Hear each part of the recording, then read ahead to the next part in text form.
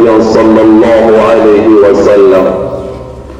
أشهد أن لا إله إلا الله وحده لا شريك له، وأشهد أن محمدا عبده ورسوله. اللهم صل وسلم وبارك على سيدنا ومولانا محمد وعلى آله وأصحابه ومن تبعه بإحسان إلى يوم البعث. أما بعد، أيها المسلمون إخواني رحمكم الله، اتقوا الله. قال الله تعالى في كتابه العظيم: يا أيها الذين آمنوا اتقوا الله حق تقاته ولا تموتن إلا وأنتم مسلمون. Hadirin sidang Jumat yang dimuliakan Allah Subhanahu wa Ta'ala, segala puja dan puji hanya milik Allah. Syukur kita sampaikan kepada Allah Subhanahu wa Ta'ala karena di hari yang mulia ini, di waktu yang mulia ini, dan di tempat yang mulia ini, Allah Subhanahu wa Ta'ala mengizinkan kita untuk bisa menghadiri salah satu kewajiban kita sebagai hamba Allah, yakni melaksanakan ibadah mingguan kita, yakni melaksanakan sholat Jumat secara berjamaah di masjid yang sama-sama kita cintai ini. Kedua kalinya sholawat beserta salam, serta salam cinta yang mendalam kita sampaikan kepada tauladan hidup kita, Nabi yang menjadi panutan kita. Dialah Nabi yang sangat kita cintai, Nabi besar kita semua, Nabi Nabi Muhammad sallallahu alaihi wasallam. Jamaah salat Jumat yang dimuliakan Allah Subhanahu wa Ta'ala, melalui mimbar khutbah yang mulia ini, khatib mengajak kita semua, marilah kita senantiasa meningkatkan ketakwaan kita kepada Allah Subhanahu wa Ta'ala. Takwa dalam arti kita berusaha melaksanakan tiap-tiap apa yang diperintahkan oleh Allah Subhanahu wa Ta'ala, dan berusaha menjauhi tiap-tiap apa yang dilarangnya. Jamaah salat Jumat yang dimuliakan Allah Subhanahu wa Ta'ala, kita sebagai hamba Allah diciptakan oleh Allah Subhanahu wa Ta'ala. Segala sesuatu yang Allah ciptakan semua sudah terarah, teratur, dan semua tidak ada yang tidak mempunyai tujuan. Tidak ada penciptaan Allah Subhanahu wa Ta'ala yang diciptakan secara sia-sia, walau karena itu adalah seekor semut.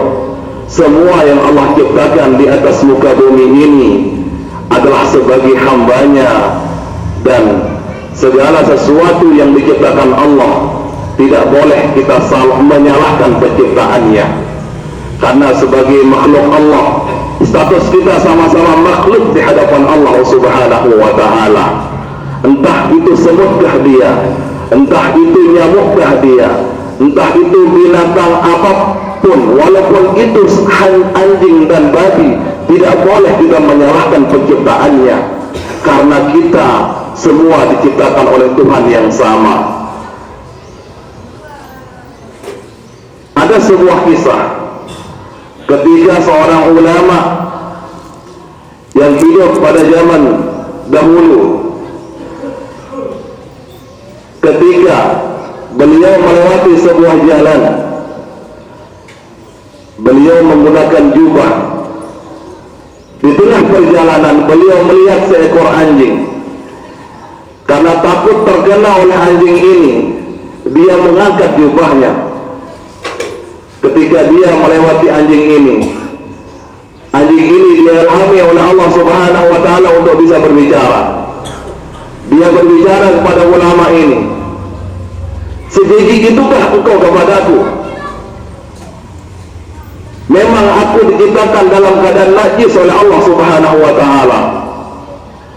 Namun bukan berarti keadaanku yang najis akan membuat engkau lebih mulia di hadapan Allah Subhanahu wa ta'ala.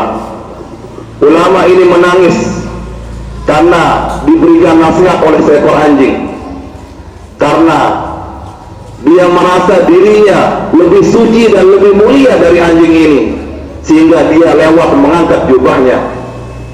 Bahkan begitulah agama mengajarkan kita. Jangankan antar sesama, antar makhluk Allah yang lain pun kita tidak boleh menganggap diri kita lebih hebat dan lebih mulia. Kita dicontohkan dalam kisah ini, bahkan walau karena seekor anjing, kita tidak boleh mengatakan diri kita lebih suci dan lebih mulia dari anjing tersebut, karena itu adalah ciptaan Allah Subhanahu wa ta'ala.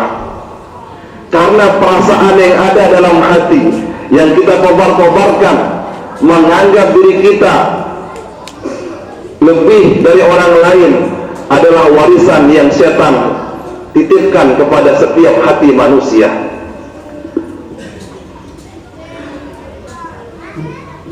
Ketika setan diciptakan, setan adalah makhluk yang mulia. Bahkan sebagian ulama mengatakan iblis itu adalah golongan malaikat. Kenapa? Saking taatnya kepada Allah Subhanahu wa ta'ala. Tidak ada satu makhluk pun yang lebih taat daripada iblis sebelum iblis itu dilaknat oleh Allah Subhanahu wa ta'ala. Namun ketika Allah Subhanahu wa ta'ala akan menciptakan Adam sebagai salah satu makhluknya, sesuai dengan ayat Al-Quran, wa idza qala rabbuka lil malaikati isjudu li adama fasajadu illa iblis aba wastakbara wa kana minal kafirin. Ketika Allah Subhanahu wa ta'ala akan menciptakan Adam, maka para malaikat itu disuruh untuk bersujud memberikan hormat kepada Adam, illa iblis, kecuali iblis, aba wastakbara wa kana minal kafirin. Karena ada rasa dalam hatinya iblis itu, ada rasa merasa dia lebih daripada Adam itu sendiri. Karena perasaan merasa lebih dari orang lain inilah yang membuat Adam menjadi makhluk yang terkutuk di hadapan Allah Subhanahu wa ta'ala. Sehingga jika ada dalam hati kita perasaan lebih baik dari orang lain, saya lebih tekun ngaji, saya lebih tekun hadir di majelis ta'lim, saya lebih rajin, saya lebih rajin sholat berjamaah di masjid. Ada perasaan merasa lebih dari orang lain, sehingga melihat orang yang tidak ke masjid lebih hina dari kita, dan kita merasa lebih mulia daripada mereka karena ibadah kita di masjid, maka ibadah kita ditolak oleh Allah Subhanahu wa ta'ala. Karena Allah tidak akan pernah menerima ibadah yang didasari perasaan sombong walaupun sekecil zarah dalam hati kita. Dari itu jamaah salat Jumat yang dimuliakan Allah Subhanahu wa ta'ala,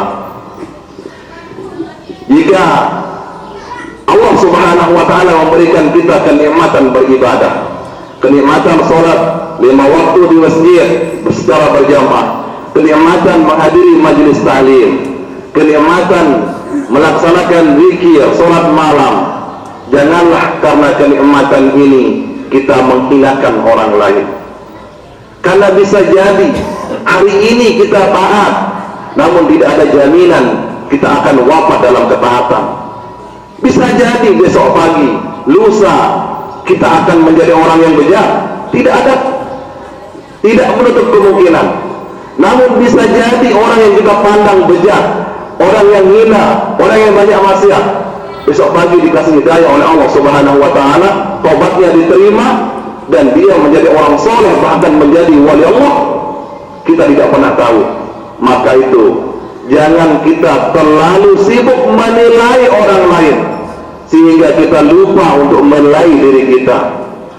Jamaah salat Jumat yang dimuliakan Allah Subhanahu wa ta'ala, mudah-mudahan khutbah singkat ini mampu menjadi sebuah pencerahan untuk kita semua, supaya kita makin memandang orang lain dengan pandangan kasih sayang, bukan memandang mereka dengan pandangan kehinaan. Karena mulia dan tidaknya seseorang bukan dinilai oleh pandangan manusia, namun itu adalah hak Allah Subhanahu wa ta'ala untuk memilih siapa orang yang mulia di antara kita dan siapa orang yang hina di antara kita. Itu adalah hak Allah. Jangan kita ikut campur dalam hak Allah untuk memvonis siapa yang mulia dan siapa yang tidak mulia. Serahkanlah masalah mulia dan tidak mulianya kepada Allah Subhanahu wa ta'ala. Kita cuma berusaha setiap hari memperbaiki diri, karena orang hebat itu adalah orang yang berusaha lebih baik dari masa lalunya, bukan lebih baik dari orang lain. Itulah orang hebat, orang yang berusaha lebih baik dari apa yang pernah dia lakukan, bukan lebih hebat dari orang yang dia lihat. Itulah hakikatnya orang yang baik. Jamaah salat Jumat yang dimuliakan Allah Subhanahu wa ta'ala, mudah-mudahan khutbah singkat ini mampu menjadikan pencerahan kepada kita, sehingga Allah Subhanahu wa ta'ala senantiasa menjaga hati kita supaya jauh dari sifat-sifat membanggakan diri, jauh dari sifat merasa lebih hebat dari orang lain, sehingga amal-amal yang pernah kita lakukan diterima oleh Allah Subhanahu wa ta'ala. Barakallahu li wa lakum fil Qur'anil azim, wa nafa'ani wa iyyakum bima fihi min al-ayati wa dzikril hakim, wa taqabbal minni wa minkum tilawatahu innahu huwal ghafurur rahim.